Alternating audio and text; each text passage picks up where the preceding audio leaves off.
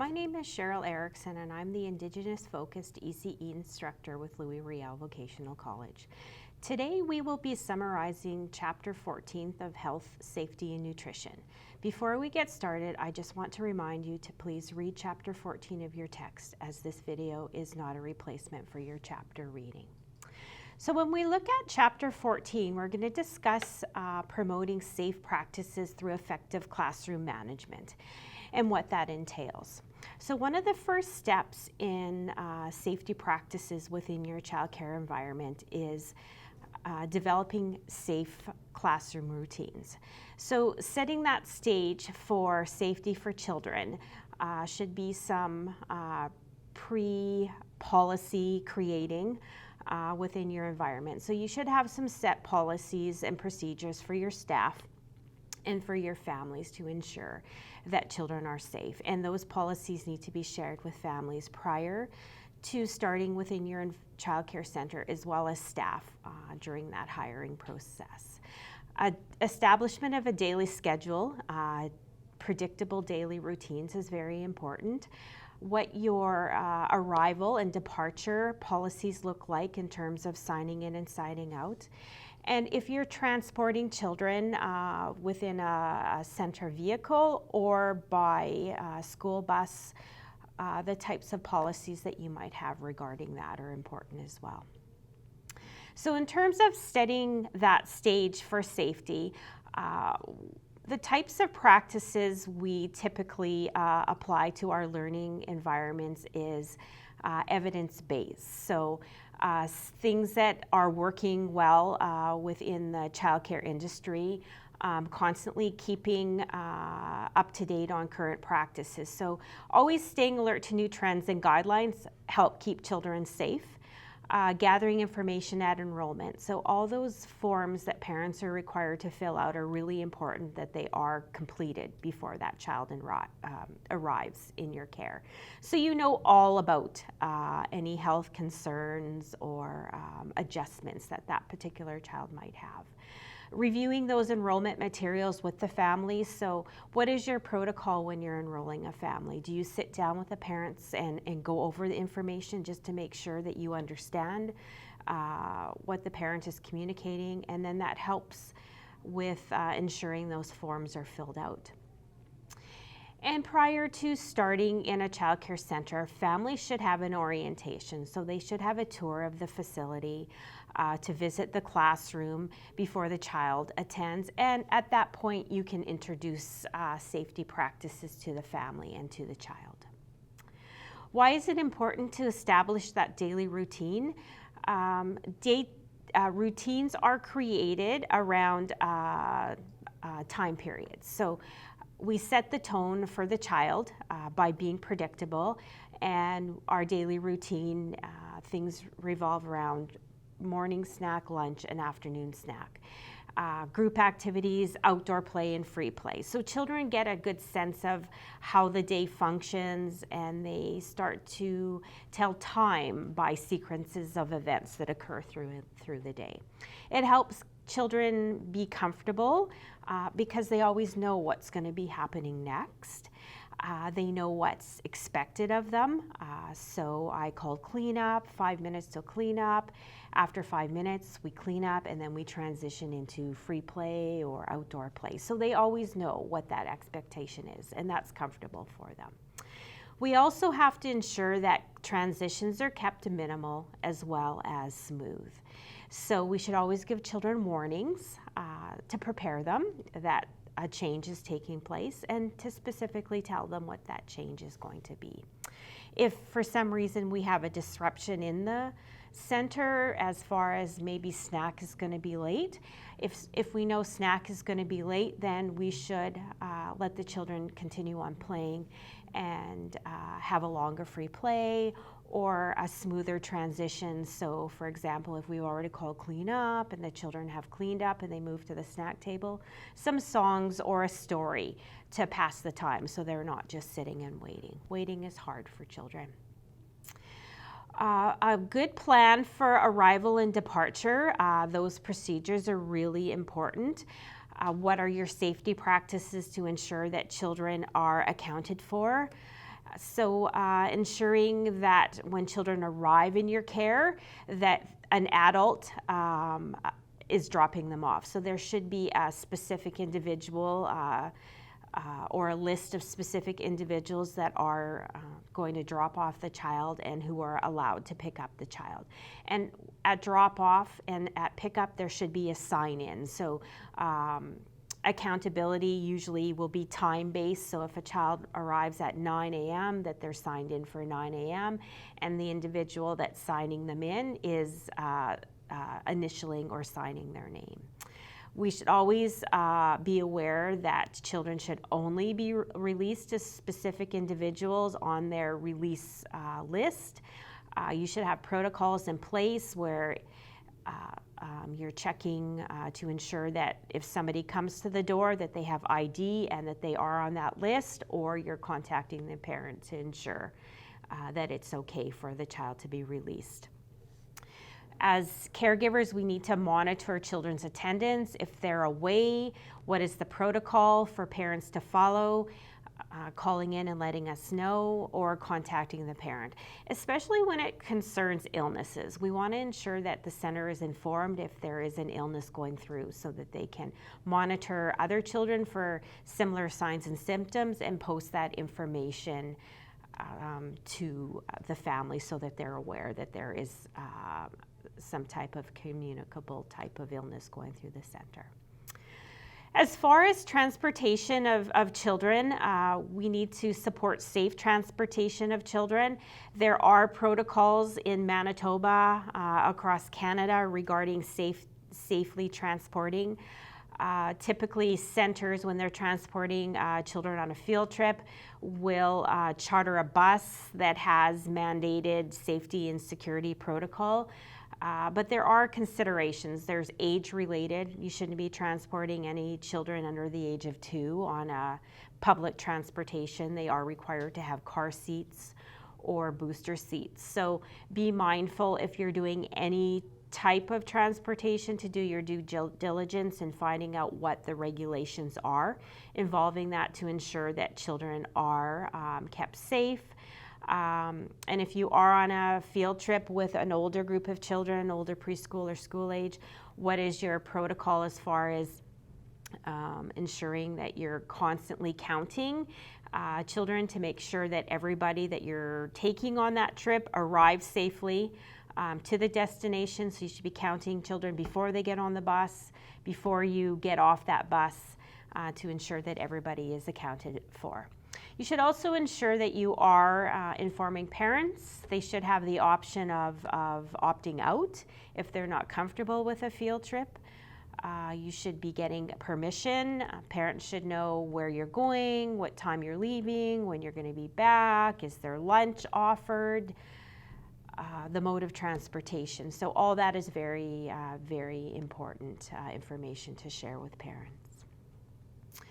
Understanding appropriate supervision is a very important concept when working with young children. So you should always have children in your line of sight, depending on your environment. If your park is large, you should have some type of system with all staff members, whether you break your outdoor environment into zones and you assign zones so that you have coverage in all areas. Being mindful of exits and entrances to the park as well. Those should be always monitored. And that is just a coordinated practice to ensure that children are safe and that you can see and you can hear throughout the playground in a coordinated effort with your staff. So you always have to ensure that you're alert, that you're getting up, that you're moving around, that you're communicating with with children, and that you're stopping any unsafe acts and ensuring that children are safe. As well as supervising classroom activities, again, you can have a coordinated system with staff in your environment to ensure that children are always adequately supervised. Again, monitoring entrances and exits to the building is something to be very aware of.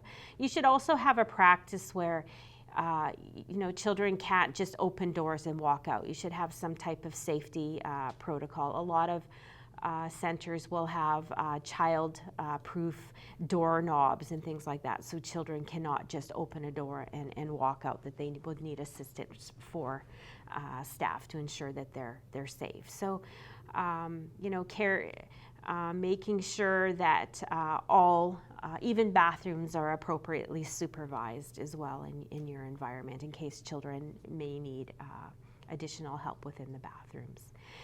And you could have situations too where you have special guests come in as well. And with any volunteers or guests, they should never be left alone with the children. You should always have a center staff available to supervise that interaction. Managing interactions with animals, you should have some type of protocol, again, being mindful that some children are scared of animals, maybe there's allergies involved. Have safety rules set up where children have to sit, and then you would invite them up to see the animal versus maybe children all rushing up because they're excited, and what if that startles the animal and the animal may nip or bite. So you have to be very careful and manage situations like that. Maybe very small groups would be appropriate for that type of interaction as well. And what type of supervision do you have concerning water or other safety hazards? So, for example, swimming. There are provincial rules regarding childcare centers going to public pools. You have to maintain a ratio of 1 adult for 3 children, and in that ratio you always have to be within arm's length. So a lot of centers are not able to accommodate that type of ratio, and so are now moving more to splash pads. So what are your protocols regarding that in supervision? Because splash pads is a very public place. There's a lot of people in there. How do you keep your children safe? What are your rules? So a discussion regarding those practices prior to you going on a field trip as well as just water play within your environment. How do you promote that safely? Do you use a large table? What do you do with infants to be mindful that what if an infant fell over into the water? So how do you accommodate those safety hazards to ensure that no one gets hurt? Even things that are spilt on the floor. What is your practice if sand, which can be slippery and somebody could fall, or even water play when water hits the floor, to ensure that no children or adults slip and fall? So keeping a mop or a dustpan available to immediately get that debris off the floor so nobody is injured. Again, going back to supervising outdoor play, outdoor play has a lot involved within that, and pre-planning is really important to make it successful. So when children go outside, there should be set structures or set areas with specific safety rules. So for example, if you have a zone that is for bikes, having a certain direction that bikes are always moving into so that you're not having any crashes, and children that maybe are playing soccer or ball to be the opposite side of where bikes are, so they're not running into the bike path and getting hit by a bike chasing their ball. So really having some well-planned practices before moving to that outdoor play, because that does keep children safe. And again, that zone supervision is really important. If everybody covers a certain zone, it keeps that play moving forward in a safe way. Teachers are actively moving about, encouraging that play, observing children, observing where their skills are, helping them if they need help. And it's good for the children to know that the adults are there if they need any support within that play. Supervising special situations. One of the top special situations that I would think of is a field trip. And so you are moving away from your daily environment, the safety of your daycare center, to a public venue.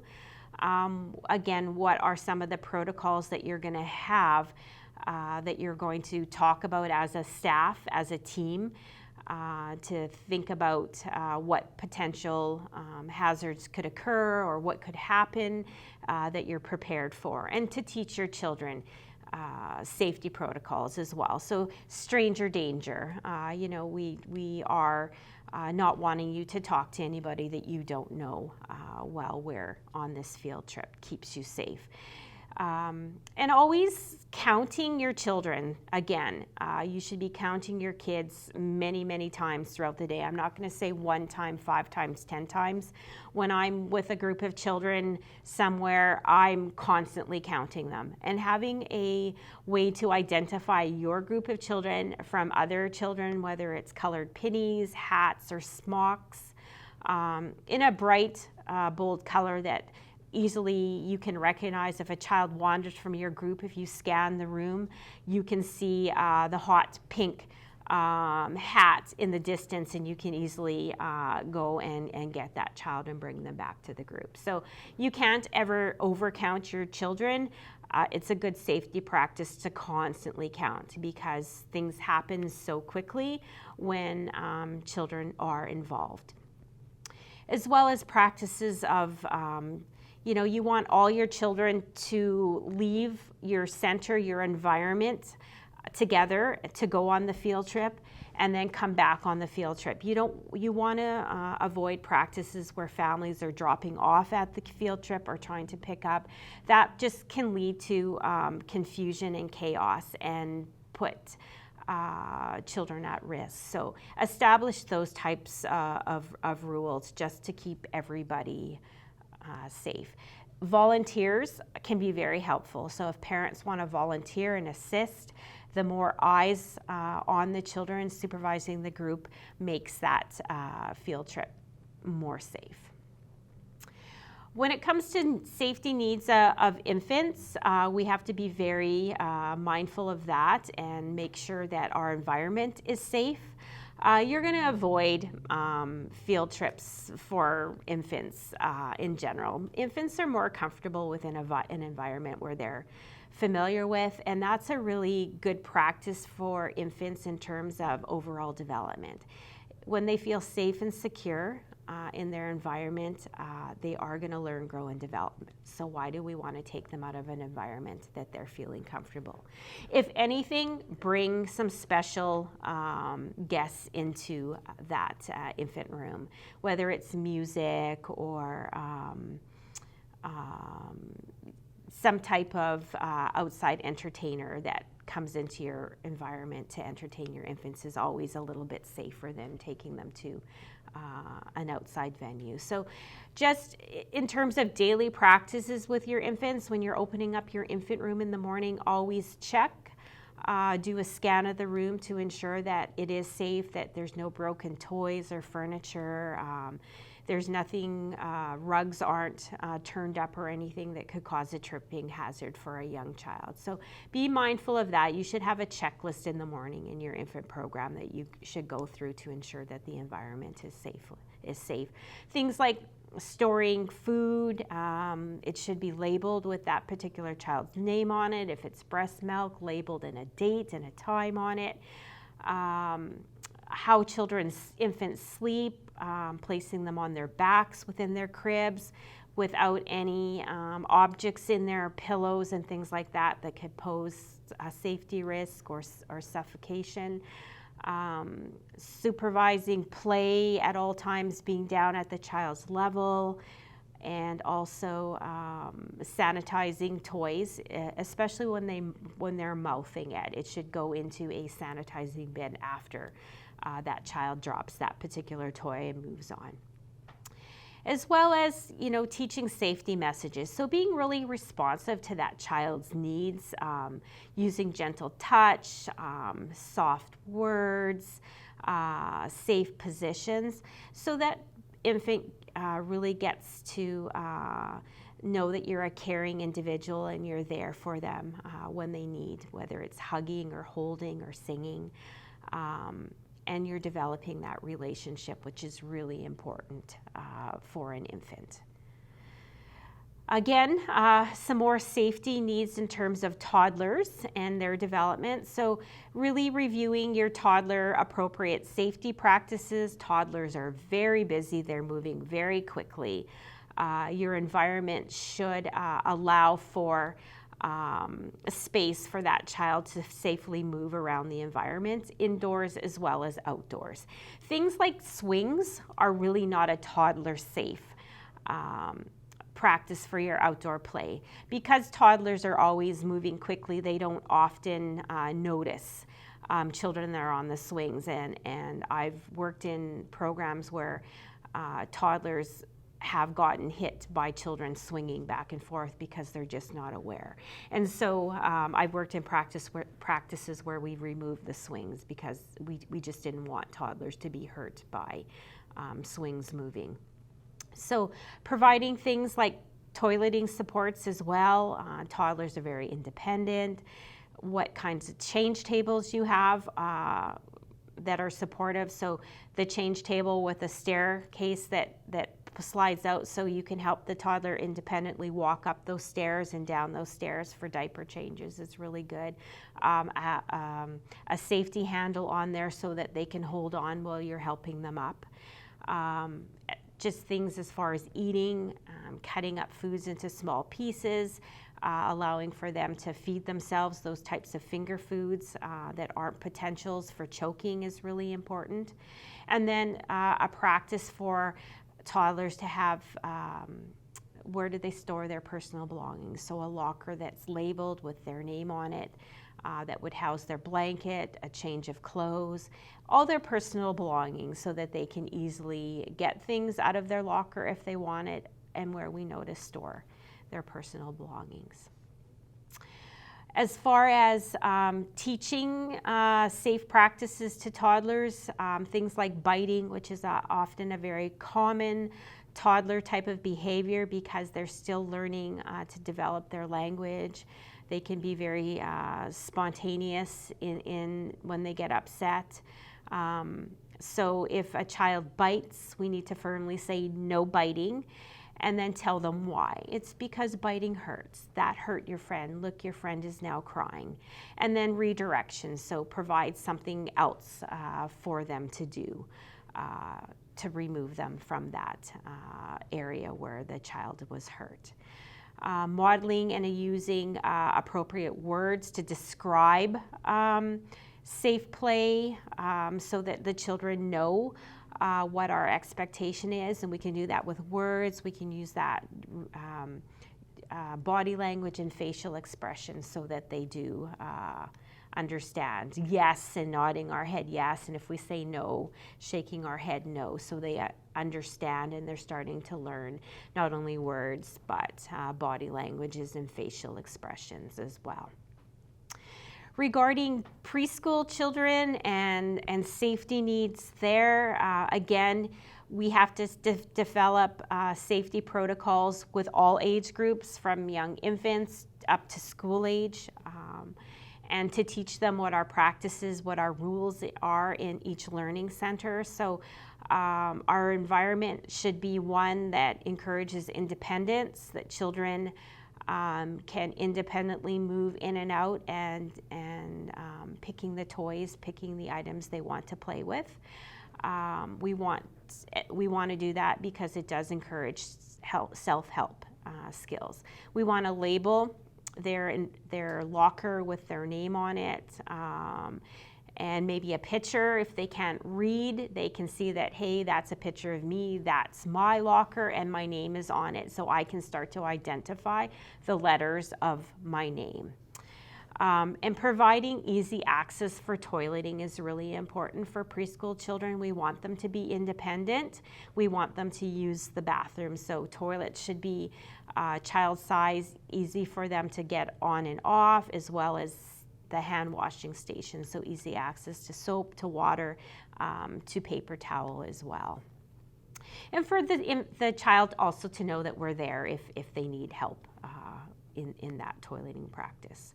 We also want to know or teach children boundaries as well. Children need to know if their actions are unsafe. So for example, if building with wooden blocks, we might have a rule that the blocks can only go up to your chin. And we do that because if it gets too tall and it goes past their head, it means that now they may have to stand on a chair to do that, as well as wooden blocks are quite heavy. So if that gets knocked over, it could really hurt another child. So we want to teach them why wooden blocks can only be, if you're building a tower, can only be up to your chin, but maybe the cardboard box or styrofoam blocks will have different rules because they're very lightweight and don't pose a safety risk. So teaching them to recognize that as well, and we also want to adequately supervise those children within our environment. Staff should be moving around, spreading out, being involved in some social interactions, listening, watching cues. You can tell if some children are having some struggles within a play situation, and to maybe, make yourself present in that area. It doesn't mean you have to intervene. Maybe they'll be able to solve it for themselves. But if you do think that they might need some support, then you're there to help them with that as well.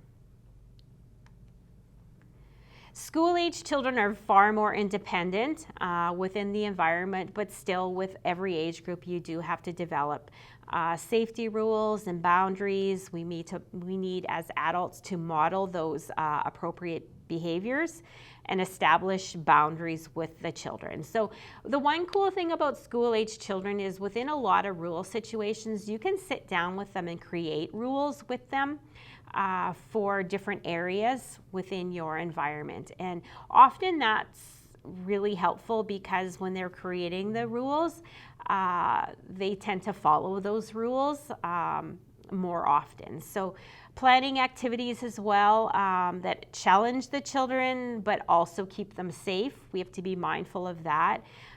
Children at school age, they're often, as they get closer to 12, they don't want to be in the daycare center. They want to be independently at home. However, they're still not old enough. So you want to start challenging them and giving them a little bit more responsibility within your environment. Maybe they could be a mentor to a younger child. So giving them those types of responsibilities can often be helpful. Be aware of peer pressure as well and other influences. You don't want dangerous items to be brought in or the items within your environment to be used in a dangerous way that could hurt someone. Managing safety for school-age children. If you do have an issue where there is a dangerous behavior, make sure that you are reaffirming why it is a dangerous practice, and maybe have that child reiterate back why, so you know that they are understanding that and what your protocol is going to be. There has to be some type of consequence as well. So is there something within that play that can be removed to teach the child as well. We had a rule in our environment where if children were, after talking to children about playing with toys, if they were playing with it in an appropriate way and it was broken, that our rule was that you had to bring us a toy from home to replace it. And that, when they're giving up something that is important to them, sometimes could be a real teachable moment as well. So you want to make sure your environment is one that's teaching safety and that children are problem solving in appropriate ways as well. Again, so, you can bring families into those teachable moments as well regarding safety to maybe get your message across, or families can help you teach that with the children as well. We want to be safe when it involves children that have special needs as well. Often they're, with developmental delays, even though they might be older, cognitively they may not understand. So really getting down and teaching them and saying it in words, related to where that child is developmentally, to teach them why it is important. They may need extra guidance as well. And that could be as well keeping them safe regarding any health issues that they might have. We should ensure that there is a safety plan involved if it's asthma or seizures or something like that. Food allergies surrounding their personal health plan. We want to make sure everybody is aware of that. Food allergies, managing that food safety is really important. No sharing foods from home, and having safety messages for children when we're teaching them to be safe, that it's clear in language that they understand.